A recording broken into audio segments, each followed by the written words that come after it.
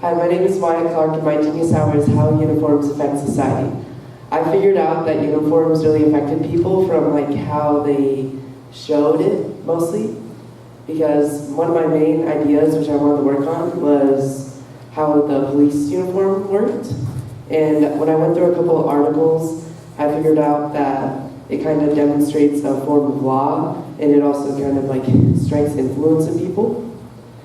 Also, honestly, it kind of scares people a little bit, because it kind of feels like, oh, you're walking through the sensors at a store and you feel like you still have something on you. You kind of feel like when they're watching you, you're going to get arrested for something. So, and then a brief summary of casual uniforms is basically maybe if you see a doctor or a patient and you see how they wear that kind of uniform, it's kind of make them comfortable. It's to protect them from germs. It's also to maybe demonstrate their profession mostly. Also, if you ever seen UPS drivers, how they have their brown uniform, it kind of explains who they work for, because you might see a FedEx or a postal office or something like that, and they'll all have different uniforms.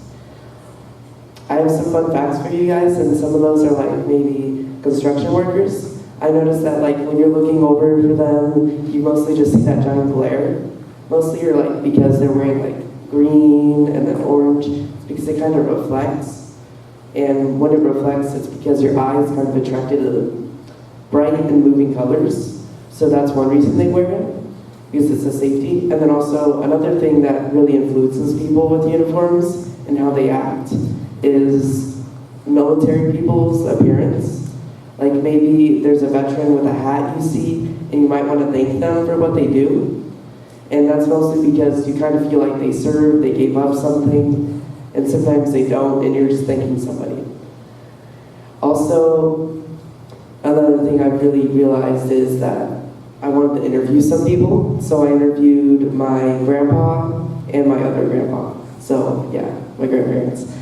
And I figured about how this affected my grandpa on our USS Hornet trip for Boy Scouts.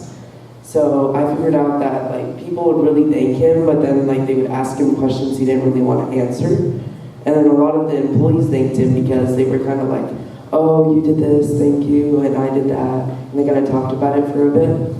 And then basically he would also thank them too sometimes. And he was really interested in that stuff like that. And then my other grandpa, when I was talking to him on the phone, he kind of just said, oh, I'll treat everybody the same, basically.